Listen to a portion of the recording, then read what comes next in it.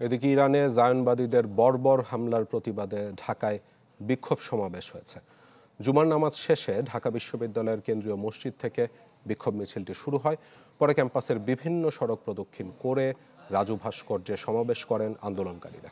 এ সময় বক্তারা বলেন যে নিজেদের মধ্যকার বিভেদ ভুলে সব মুসলিমকে ইরানের পাশে দাঁড়াতে হবে। মুখে মানবতার কথা বললেও পশ্চিমা বিশ্ব সংঘাত বন্ধে চুপ রয়েছে বলেও সমালোচনা করেন তারা।